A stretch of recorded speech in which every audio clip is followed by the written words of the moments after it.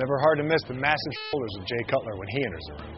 This #1 contender for the Mr. Olympia title is all about mass. Jay, your shoulders are like bowling balls. You gonna show us how to work them today? I guess we got some shoulders to punish.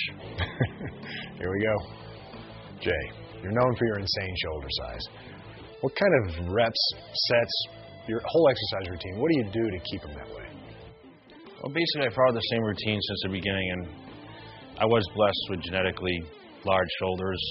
In the beginning, that was the best body part I had. So from the beginning, I basically stuck with the core exercise, you know, the shoulder press, whether it be with barbells or dumbbells, and also incorporated some dumbbell movements with side laterals, either seated or standing, rear delt machine flies, but mainly staying with the bent over rear lateral with dumbbells to really focus on the rear of the shoulders. But you know, I'm known for my shoulder size on stage and give the illusion of a lot wider than my bone structure is. So it's very, very important for professional bodybuilding.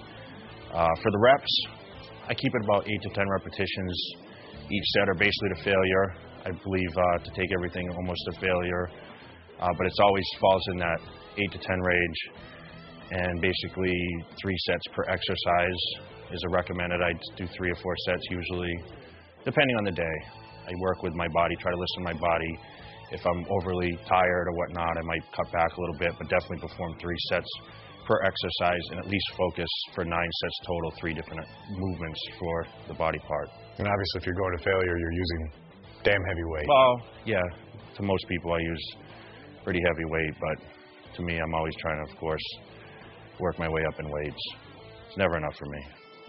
Now, does this change for pre-contest preparation training?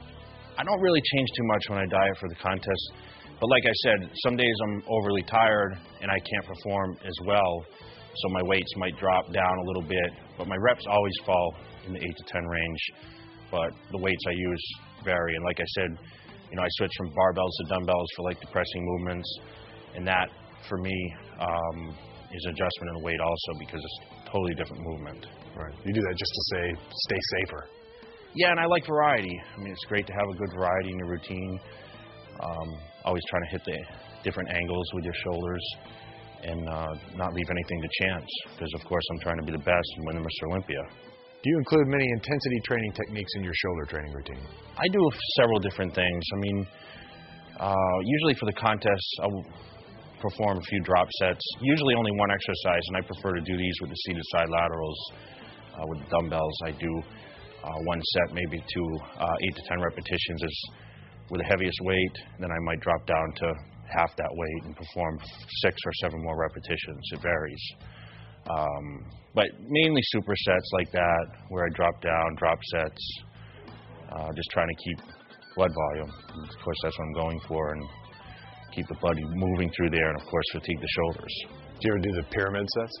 Yeah, I do pyramid the weights. I do definitely one warm-up, which I actually call feel sets, and that allows the muscle to get a little blood in there, allows the muscle to loosen up a little bit so you can prevent injury, but also a pump muscle is going to get better workout anyway, so I work my way up in weights, usually one feel set, and then I move right up to the working sets, which usually is the 3 sets. Now, do you stretch in between each set? Stretch before, after? I don't do as much stretching. I tend to do that after the workouts. I usually spend about 10 minutes each day, usually when I do my ab movements, stretching, and I also do deep tissue therapy at least once a week, and that allows my muscles to stay quite flexible for for the size that I have. Right. Do you prefer machines or free weights for your shoulder training? And whichever answer it is, why? Well, I prefer free weights.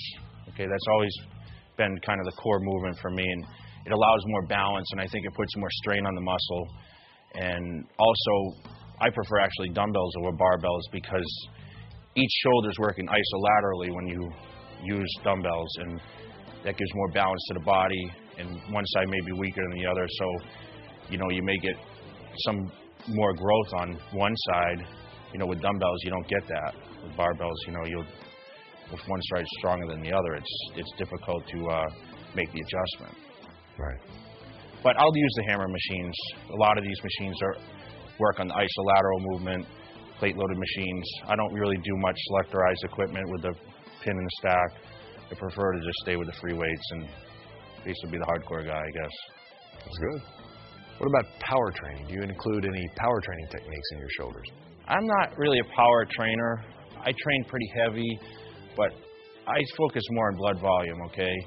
I'm not one to do anything that's going to risk injury, and my body's not built to do, power cleans, that kind of thing. I think, as a bodybuilder, I'm just trying to focus strictly on isolating the deltoids, shoulders for each workout that I'm doing. So I'm not going to put a movement that's going to incorporate all the other body parts that I've been, training all week long into the movement and, risk overtraining and also injury. Yeah, of course. I'd rather do something on a bench where I'm kind of locked down into a machine or, dumbbells, something like that. Do you include any movements that you would consider unorthodox in your shoulder training routine? I prefer to do something a little different with side laterals. I usually use a cable machine, and where most people use the cable machine towards the front of their body to come out, I prefer to do it behind the back, which allows more stretch on the deltoid. It definitely is more effective that way. That way you're not cheating, you're not trying to bend your knees to get the weight up. You really can't cheat when it's behind your back, and it really stretches the tissue out to allow a lot of blood in the muscle. One arm at a time. Yeah. Sounds tough. Yeah, it's a little awkward at first, but I've stayed with this. And of course, I've built the best shoulders in bodybuilding, so how can you argue? We're going to somehow name that, what is it, the Jay Cutler arm raise? Oh, we can do that if you want. Word on the street is that Jay is somewhat of a bowler, with good reason. He's got some serious bowling ball-sized delts. Thanks for the lesson. Till next time, my friend. Till next time.